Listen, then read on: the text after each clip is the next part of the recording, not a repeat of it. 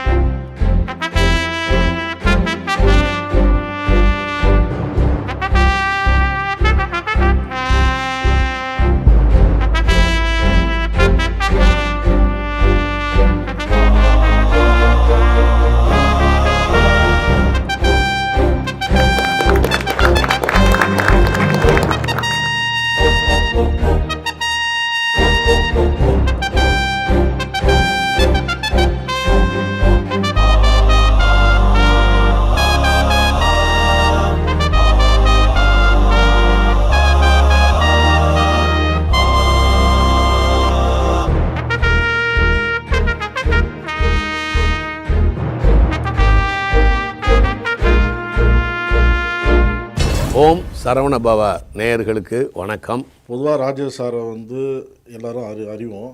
நாம் நடிகராக அறிவோம், ப்ளஸ்ஸு அவருக்கு ஜோதிடம் தெரியும் அப்படிங்கிற மாதிரி நமக்கு தெரியும்.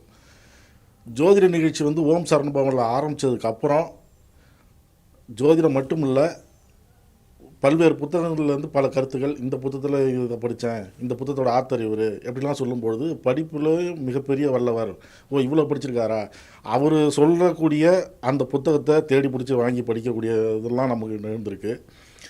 இதனால் அவர் சந்தித்து பேசணும் அப்படின்னு ஒரு வாய்ப்பு நாங்கள் தேடிட்டு இருந்தோம். அது இன்றைக்கி அமைஞ்சிருக்கு. வணக்கம் சார். வணக்கம் சார். உங்கள் திருமணத்தை பற்றி தான் இந்த கேள்வி. அரேஞ்ச் மேரேஜா லவ் மேரேஜா? பொதுவாக அந்த வக்கீலுங்களுக்கு, சினிமாக்காரங்களுக்கு, இவங்களுக்கெல்லாம் பொண்ணு கிடைக்கிறது சாதாரண விஷயம் இல்லை ஐயோ அப்படின்னு சொல்லுவாங்க. ஆமாம். உங்கள் கல்யாணம் எப்படி நடந்தது? லவ் மேரேஜா அரேஞ்ச் மேரேஜா? கல்யாணத்துக்கு யார் யார் முக்கியஸ்தர்கள் வந்தாங்க? திரை உலகத்தில், அரசியல்? அது என்ன சார், வீட்டில் எப்படி? ஆமாம். எப்படின்னா இதில் தான் நான் ஜோசியத்தை நம்ப ஆரம்பித்தேன். முதல்ல ஜோசியம் இங்கே தான் வருது. முதல்ல இங்கே தான் வருது. இல்லை ஜோசியம் 11 வயசில். அது ரொம்ப பிடிப்பானது 1983 என் கல்யாணத்துக்கு 2 மாதத்துக்கு முன்னால். நாங்கள் ஒரே ஃபேமிலி, நானும் என் ஒய்ஃப் எல்லாம் அப்படியே இங்கேருந்து பிடிச்சி இப்படியே ஒவ்வொன்றா வந்துக்கிட்டே இருப்போம். அப்படியே சொன்னால் தலை சுற்றிடும். அது மகாபாரதம் படிக்கிற மாதிரி இருக்கும். அதில் என் ஒய்ஃப் என்னோட 13 வயசு இளையவங்க. நான் காலேஜ்லேருந்து வரும்போது எனக்கு வயசு 18 இருக்கும், அவங்களுக்கு வயசு என்னன்னு பார்த்துங்க 5 வயசு தானே இருக்கும். அப்போ நான் தூக்கி வச்சுருப்பேன் சின்ன பிள்ளையில் தூக்கிட்டு விளையாண்டுக்கிட்டு இருப்பேன். இப்போ காலப்போக்கில் இப்படியே வந்தோடனே நம்ம அதாவது என்னென்ன பிளான்னு பாருங்களேன். ஒரு நடிகனாக இருக்கிறவனுக்கு பொண்ணு கொடுக்க மாட்டாங்கன்னுலாம் எனக்கு தெரியும். வீடே கொடுக்க மாட்டாங்க வாடகை. அப்படி வீடே கொடுக்காத தமிழகத்தில் எம்ஜிஆர் ஆளை கொடுத்தாங்க. ஜெயலலிதா அம்மா, கலைஞர், அண்ணா, அவங்கெல்லாம் சினிமாக்காரவங்க. அண்ணாவெல்லாம் ஒரு பீரியடில் ஒரு செட்டிநாட்டில் ஒரு வீட்டுக்கு போயிருக்கும்போது அவரை பார்க்க போயிருக்கிறாரு. இன்னும் ஒரு பெரிய பணக்காரர். யாரா அண்ணாத்துறை, அந்த சாமி கும்பிடாதவங்களா அப்படின்னு கேட்டிருக்காரு. அப்படி ஒரு காலகட்டம்.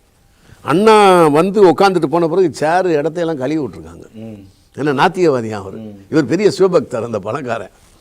அப்படி ஒரு காலகட்டத்தில் இருக்கும்போது இங்கே நாட்டே ஆள கொடுத்தாங்க. இருந்தாலும் அதோட மிச்ச சொச்சம்பாங்க தெரியுமா, அது இருக்கும். அதனால் நான் சிகரெட் குடிக்கிறது இல்லை, தண்ணி இது கிடையாது. அது எங்கள் உடம்புக்கு ஒத்துக்கலை, அது வேறு. அப்புறம் லேடிஸ் சைடும் பேசுறதில்ல, பயப்படுமே பொம்பளைங்கன்னா. அப்புறம் மாதவியால் தான் கண்ணகி வாழ்க்கை போச்சு அப்படின்னு, கோவலனால் போச்சுன்னு சொல்கிறதில்ல, மாதவியால் தான் போச்சு. இதனால எனக்கு ஒரு பயம், எனக்கு லேடிஸ்னால. என்னுடைய கன்னிப்பருவத்தில் ரிலீஸ் ஆகும் 30 முடிய போகுது. அப்போ தான் கன்னிப்பருவத்தில் ரிலீஸ். அப்போ ரிலீஸ் ஆன புதுசில் நம்ம தெரியும்ல. அப்படியே நான் எப்போவுமே என்னை இளமையாக தான் நினைப்பேன். நான் வயசை பற்றி எப்போவும் நினைக்க மாட்டேன். நான் இல்லை சார், அது சின்ன பிள்ளையிலேருந்து அப்படி தான் இருப்பேன். அப்போ என்னன்னா, நம்ம பெரிய ஹீரோவாகி அப்படியே எம்ஜிஆர் சிவாஜியெல்லாம் பார்த்து அப்படியே சும்மா நடுங்கி எப்படிதான் அந்த நடிப்பை தெரிஞ்சுக்கிட்டேன். வா அப்படின்னு சொல்லி வீட்டுக்கு விருந்தெல்லாம் எம்ஜிஆர் சிவாஜியெல்லாம் கூப்பிடுவாங்கன்னு அந்த கற்பனையில் தானே மெட்ராஸ் வந்தேன். நான் நடிக்கும்போது இல்லை, கற்பனையில் வந்தது. அப்போ நடிச்சுக்கிட்டே வர்றோம். அந்த நாட்கள் வருது. பார்த்தா பொண்ணு கேட்க போனால் முதல்ல சினிமா விட்டு வாங்கங்கிறாங்க. என்ன பாதிரியார் ஆக்குறேங்கிறாங்க. நாங்கள் கிறிஸ்டியன் ஃபேமிலி. ஆஸ்திரேலியா அனுப்புகிறேங்கிறாங்க. என்னையா இப்படியெல்லாம் சொல்கிறாங்க, நம்மளை வந்ததே இதுக்கு தானே, நோக்கம் தவறிடக்கூடாது அப்படின்னு சொல்லிட்டு எவ்வளவோ ட்ரை பண்ணி கிடைக்கல. அப்புறம் ஆச்சு 32 ஆச்சு 33 ஆச்சு 34 முடிய போகுது. இப்போ எங்கள் அம்மா சொன்னாங்க, நம்ம மச்சான் மகளே எடுத்துடலாம் மேடம் அப்படின்னு. ஐயா அது சின்ன பிள்ளைல நான் தூக்கி வச்சுருந்தேன், அதுக்கிட்ட எப்படி வரும் நான் கல்யாணம் பண்ணுறது அப்படின்னு. ஆனால் என் ஒய்ஃபுக்கு என்ன அப்படின்னா, நான் வந்து சொந்தக்காரங்க மத்தியில் ஒரு எம்ஜிஆர் மாதிரி இருப்பேன். எல்லாத்தையும் அன்பாக இருக்கிறது, பேசுகிறது, ஜாலியாக இருக்கிறது, இந்த ஹியூமர் எல்லாம் கலந்த மாதிரி. எம்ஜிஆரும் கலந்துருப்பார், சிவாஜியும் கலந்துருப்பார், நாகேஷும் கலந்து, இப்போ இருக்கிற வடிவேலும் கலந்துருப்பார். அப்படி இருக்கும்போது அவங்களுக்கு நிறையா உதவிகள் செய்வேன். அதெல்லாம் செஞ்சோன்னே எங்கள் குடும்பத்தை வேறு கவனிச்சிருக்கேன்ல, எங்கள் இதெல்லாம் கவனிச்சிட்டு வரல.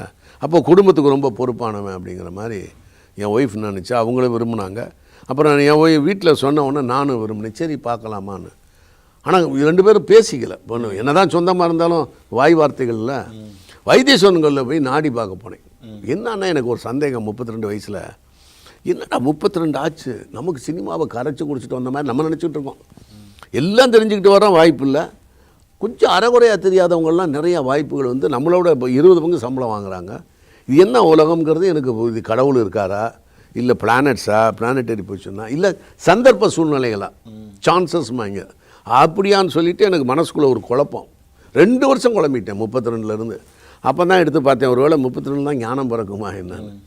அப்புறம் நாடியோட பார்க்கும்போது என்ன சொன்னாப்புல, உனக்கு கிடைக்கிற பொண்ணு வந்து ரொம்ப சொந்தம், 2 பேரில் ஒருவர் சோடைன்னா. 2 பேர் ஹஸ்பண்ட் அண்ட் ஒய்ஃபில் ஒருத்தர் சோடை, பெண்ணுடைய அப்பா அம்மா அப்படின்னா எங்கள் அக்கா இல்லை, இறந்து போயிட்டாங்க. அப்போ அது கரெக்டாக இருக்குது. அப்புறம் பட்டம் படித்த பெண்ணுன்னாங்க, அதுவும் கரெக்டாக இருக்குது. அப்புறம் இப்படி இருக்கும்.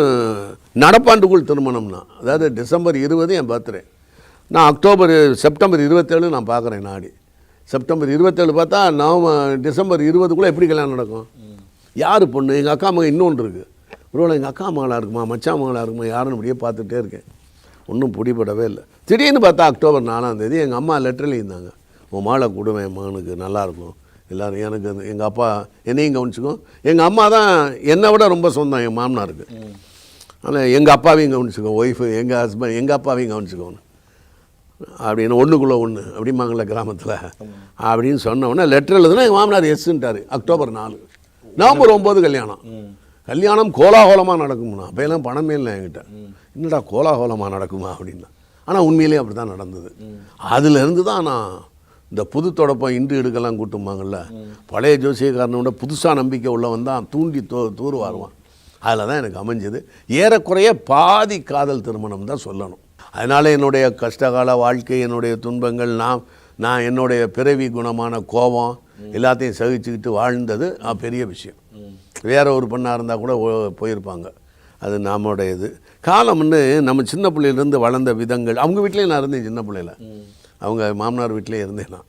அதனால் அங்கேயே இருந்து அவங்ககிட்ட பொண்ணையை கட்டிட்டேன் போல இருக்குது. இதுதான் விஷயம். அந்த கல்யாணத்தில் முக்கிய டாக்டர் கலைஞர், ரஜினி சார் இவங்கெல்லாம் வந்தாங்க. கல்யாண சுந்தரம் கம்யூனிஸ்ட்டு, வீரமணி, அப்புறம் இந்த மாதிரி பெரிய பெரிய ஆட்கள் எல்லாமே, என்டி சுந்தரவடிவேலு எல்லாம், பல நெடுமாறன் எல்லோரும் வந்தாங்க.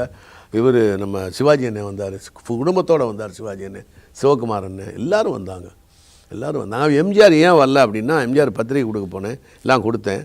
அவர் சர்ச்சுக்கு வரதா இருந்தார் எம்ஜிஆர், அது முடியாமல் போச்சு. அப்புறம் வீட்டுக்கு போகும்போது பார்த்தா அன்றைக்கி ஒரு டெத்து வந்துருச்சு, ஒரு டெத்து. அதனால் ஜேபிஆர் அண்ணனை கூப்பிட்டு, ராஜேஷ் கல்யாணம் இருக்குது, அவன் வந்து பத்திரிக்கை கொடுத்தான், நான் வரல ரொம்ப வருத்தப்படுவான், நீ அவன் கல்யாணத்தை போய் நான் நின்று நடத்தின மாதிரி நடத்திட்டு வான்னு ஜேபிஆர் அண்ணன்கிட்ட வயர்லெஸில் சொல்லிட்டார். போலீஸ் மூலம் சொல்லிட்டாங்க. அப்புறம் ஜேபிஆர் அண்ணன் தான் வந்து முழுசாக நடத்தி கொடுத்தா. அப்போ வரைக்கும் எனக்கு தெரியாது. சிஎம் வரலேன்னு சாமிவேல்னு ஒரு ஏசி இருந்தார், எனக்கு தெரிஞ்ச மயிலாப்பூர் டிவிஷன், ஏபிஎம் ராஜேஸ்வரில் தான் கல்யாணம் நடந்துச்சு. அவர் வந்து என்கிட்ட சொன்னார், இந்த மாதிரி காதுக்குள்ளே வந்து சிஎம் வரல அப்படின்னாரு. ஐயோ என்னடா சிஎம் வரலைங்கிறாங்க அப்படின்னு சொல்லிட்டு இருந்தேன். அப்போ ஜேபிஆர் அண்ணன் கல்யாணம்லாம் முடிச்சுட்டு அப்புறம் ஒரு 2-3 வருஷம் கழிச்சு தான் சொன்னார். தலைவர் தான் எனக்கு ஃபோன் பண்ணி சொன்னார், முன்னாள் நின்று எல்லாத்தையும் செஞ்சுட்டு வான்னு சொன்னார். நான் எப்படி செய்வேனோ அது மாதிரி இருந்து செஞ்சுட்டு வா அப்படின்னு சொன்னார். அதை காம்பன்சேட் பண்ண தான் என் தங்கச்சி கல்யாணத்துக்கு வந்தார், எங்கள் வீட்டு கிரக பிரவேசத்துக்கு வந்தார் எம்ஜிஆர். எப்போவுமே 2 செய்வார் எம்ஜிஆர். ஏதாவது ஒரு உதவி கேட்டிங்கன்னா செஞ்சு கொடுப்பாரு. அப்புறம் வேறு அப்படிம்பாரு. அது என்னன்னு தெரில, 2 செய்வார். இது இந்த அவருடைய குணமாக என்னன்னு தெரில. அதனால தான் 2 காம்பன்சேட் பண்ணிட்டார். வாங்க வாங்க வாங்க. என்னங்க பாப்பா நான் வந்திருப்பேன், எனக்கு தெரியாது. எனக்கு தெரியாது. அப்படியா? சரி சரி சரி சரி. சரி சரி. வரேன் இதுக்கு பர்த்டேக்கு வரேன். சரி சரி ஓகே. நன்றி நன்றி நன்றி. இப்போ உங்கள் துணைவியார் மனைவி மறைந்து 9 வருடங்கள் ஆகுது. இப்போ எப்படி ஃபீல் பண்ணுறீங்க? நீங்கள் சொல்கிறீங்க கல்லூரி பருவம் முடிந்து வந்து 5 வயசு குழந்தை தோளில் வச்சுருந்தேன், இப்படி வச்சுருந்தேன் அப்படின்னு சொன்னீங்க. இப்போது 9 வருடம் மறைஞ்சி ஆச்சு. இப்போ எப்படி ஃபீல் பண்ணுறீங்க? எப்படின்னா, எனக்கு வயசு 34 கல்யாணம். என்ன ஆச்சுன்னா, இதை நல்ல சரியான பார்வையாக எல்லோரும் பார்க்கணும், தவறாக எடுத்துடக்கூடாது. 34 வயசு. அப்புறம் கல்யாணம் பண்ணி 1 வருஷத்தில் ஒரு கல்யாணம் பண்ண உடனே நான் பிஸி ஆகிட்டேன் சினிமாவில். அப்புறம் தொடர்ந்து பல சோதனைகள் வேதனைகள் அது இது ஏற்ற இறக்கங்கள் எல்லாமே. இப்போ ஒய்ஃபுக்கு 48வது வயதில் ஒரு கண்டம் உண்டுன்னு சொன்னாப்புல. தேனியில் ஒரு நாடி, தேனி ஊரில் நாடி பார்த்தேன். அதில் மனைவிக்கு 48வது வயசில் ஒரு கண்டம்னாப்புல. கண்டம்னா என்னன்னு சொல்லிட்டு ஒய்ஃப்டே சொன்னேன், உடம்பை கவனிச்சுக்க, கொஞ்சம் வெயிட் போடுற அப்படியெல்லாம் சொன்னேன். நான் அந்த சரியாக கவனிக்கலையா, அதான் விதியான்னு தெரியலை. அப்போ இறந்துட்டாங்க. இறந்த உடனே அன்னைக்கு லைஃப்லேயே மிகப்பெரிய ஒரு விஷயம் என்னன்னா, ஒரு சினிமாவில் காமிக்கிறதுலாம் உண்மை தான். ஒய்ஃப் இறந்துட்டாங்கன்னு சொன்ன உடனே ஒரு இருட்டாக தெரிஞ்சுது எனக்கு. அது உண்மை தான். உலகமே இருட்டான உலகமே இருட்டான மாதிரி. அப்புறம் இந்த கட்டில் சுற்றி நான் உட்காந்துருந்த அந்த சேர் இருக்குது பாருங்கள், ஹோட்டலில் சாப்பிட்டுட்டு இருந்தேன். அந்த சேர் அதுக்கு மேலே எனக்கு உலகமே தெரியல. அதெல்லாம் உண்மை தான். அவங்க சினிமாவில் காமிக்கிறது உண்மை தான். அது யாரோ ஒருத்தங்க ஆரம்பத்தில் அதை ஃபீல் பண்ணி செஞ்சுருக்காங்க. அப்புறம் இப்படின்னு பூமி இப்படி அசைஞ்ச மாதிரி இருந்துச்சு எனக்கு. அப்படி ஒன்று இருந்துச்சு. அப்புறம் அப்படியே இருந்தேன். ஒன்றுமே புரியலை எனக்கு, ஒன்றுமே ஓடலை எனக்கு. இதுக்கு மேலே சைட்டே தெரியல. அந்த சேரு அந்த டேபிள் இருக்கும். அப்புறம் உடனடியாக கலைஞர் ஒரு தடவை நான் கேட்டேன் அவரை, இதுக்கிடையில் இந்த இது ஏன் வர்றேன்னா, 92ல் கலைஞர் இறந்துட்டாருன்னு சொல்லி நியூஸ் வந்துச்சு. அவர் ஒரு 7-10 தடவை இறந்துட்டாருன்னு நியூஸ் அப்பப்போ வதந்தி பாரு. இறந்துட்டாருன்னு சொன்னோன்னே அப்போ ஜெயலலிதாமா ஆட்சி. நான் ஈவினிங் போனேன் வீட்டுக்கு போனோன்னே கீழே செயல்மணி இருந்தார். சொன்னார் ராஜேஷ் வர சொல்லுன்னு. மேலே ஒரு 7:15 இருக்கும் டைம். உட்காந்துருந்தார் மேலே. அங்கே ஒரு பால்கனி இருக்கும் அவங்க வீட்டில், இப்போ எல்லாம் இல்லை அது. அங்கே உட்காந்துருந்தேன். வாங்க, தவறான செய்தியை கேட்டு வந்தீங்களா அப்படின்னாரு. ஆமாம் அப்படின்னு. காலையிலேருந்து அலைபேசியை நான் எடுக்கவே இல்லை, தொலைபேசி எடுக்கலைண்ணா. இதுதான் கேட்பாங்கன்னு தெரியும், நீங்கள் வந்திருக்கீங்கன்னு தான் உங்களை வர சொன்னேண்ணா. என்ன யாரையும் பார்க்க விரும்பலைண்ணா, காலையிலேருந்து யாரையும் பார்க்கலண்ணா அப்படின்னாரு. சரி மாதிரி பேசிக்கிட்டு இருந்தேன். பேசிட்டு எப்படி நீங்கள் அவர் ஸ்டாலின் சிஎம் இருக்கார், இப்போ அவரை அரெஸ்ட் பண்ணும்போது எப்படி நீங்கள் தாங்குனீங்கன்னு கேட்டேன். அதுக்காக அழுதா விட்டுட்டு போயிடுவாங்களா போலீஸு? இல்லை இந்திரா காந்திக்கு அழுதுகிட்டே ஃபோன் பண்ண அவங்கள விட்டுற சொல்லுவாங்களா? இல்லை ஸ்டாலினை பிடிச்சி இழுக்கணுமா, ஒப்பாரி வைக்கணுமா, என்னன்னு கேட்டார். அதெல்லாம் ஒன்றும் செய்ய முடியாதுன்னு. ஒன்றும் நடக்காதில்ல, அப்புறம் எதுக்கு அதை பற்றி வருத்தப்பட்டுக்கிட்டு? அடுத்து என்ன நடக்கணும் தான் நான் பார்ப்பேன் வாழ்க்கையில் எப்போவுமே அப்படின்னு சொன்னார். அது எனக்கு ரொம்ப ஆழமாக இருந்துச்சு. என்னதான் இருந்தாலும் தாயானாடவில்லையா சதையாடும்பாங்கள்ல. ஒரு மகனை ஒருத்தன், ஏன்னா எமர்ஜென்சியெல்லாம் எப்படி என்னன்னு தெரியும் அவங்களுக்குலாம். ஏற்கனவே கம்யூனிஸ்ட்டுகள் 44, 42 சேலம் சிறைச்சாலை, 52 கோயம்புத்தூர் சிறைச்சாலை, இந்த கொடுமைகள்லாம் தெரியும் கலைஞருக்கு. அப்படின்னா அந்த இடத்துல எனக்கு ஒரு பாடம் வந்துச்சு. அப்புறம் இது இடையில டக்குன்னு வந்துச்சு எனக்கு கலைஞர் சொன்னது. அப்புறம் எத்தனையோ பேர் மனைவி இழந்தவங்க லிஸ்டெல்லாம் எனக்கு வந்துச்சு. நான் பயோகிராஃபி ஒரு 300 படிச்சிருக்கேன்.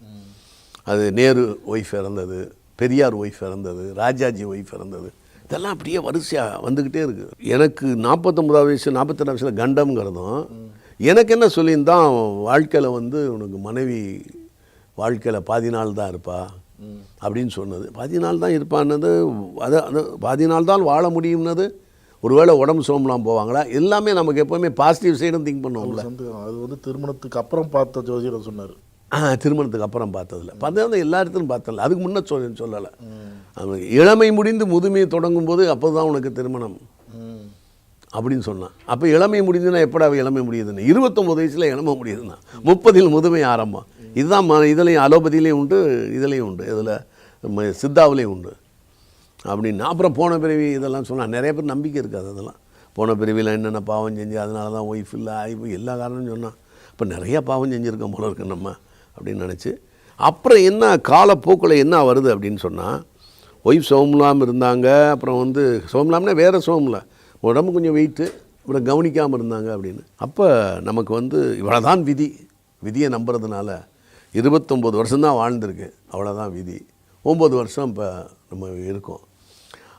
அடுத்து வந்து இறந்துட்டாங்கன்னு சொன்னதுக்கு அப்புறம் நான் அடைஞ்ச ஷாக் எப்போன்னா, பாஸ்போர்ட்டை ரெனிவல் பண்ண போனேன். ஒரு சின்ன பையன், நம்ம இந்த இவ்வளோ வருஷம் தான் இருப்பாப்புல, இப்படி பார்த்துட்டு, சார் நீங்கள் விடோயரா சார் அப்படின்னா, அன்னைக்கு அப்படியே டமார்னு சுத்தியில் யாரோ அடித்த மாதிரி அப்படியே ஒரு பூகம்பம் வந்த மாதிரி இருந்துச்சு. ஏன்னா அது வரைக்கும் அந்த வார்த்தையை நான் நினைக்கல. இப்படி பார்த்துட்டு சொன்னேன், சார் நீங்கள் விடோயரா சார் அப்படின்னா, ஆமாம் சார் அப்படின்னு. அது அந்த விடோன்னு சொல்கிறது சாதாரணமாக வரும், நானே விடோயரான்னு அவன் கேட்குறது வந்து எனக்கு அது வரைக்கும் நான் திங்க் பண்ணல, நான் நினைக்காத ஒன்று தான் அப்படின்னு. ஒன்றும் புரியலை எனக்கு, அது ஒரு ஷாக்கிங்காக இருந்துச்சு. வேறு கொஞ்ச நாள் சொல்லிக்கிட்டேன் ஒய்ஃப் இல்லைங்க அப்படின்னு. அப்புறம் சொல்கிறதையும் விட்டுட்டேன், எதுக்கு போய் சொல்லிக்கிட்டேன் அவங்கள்ட்ட, அவங்க நான் இருக்கிறதாவே நினச்சிட்டு போட்டோம் அப்படின்னு. அந்த மாதிரி உண்டு. அப்புறம் அந்த கல்யாணம் காட்சிகளில் பொதுவாக நான் வாழ்த்த மாட்டேன். ஒய்ஃப் இறந்த பிறகு நான் வரமாட்டேன், மேடையிலையும் எந்த பேச மாட்டேன்னு சொல்லுவேன், வாழ்த்த பேச மாட்டேன். இல்லை அதெல்லாம் இல்லை அப்படிம்பாங்க, இதெல்லாம் ஒன்று வேணாங்க அப்படின்னு சொன்னேன். அது எம்ஜிஆர்ட்டன்னு தெரிஞ்சுக்கிட்டேன். எம்ஜிஆர் எந்த கல்யாணத்துக்கும் போய் வாழ்த்த மாட்டார், தாலியெல்லாம் எடுத்து கொடுக்க மாட்டார்.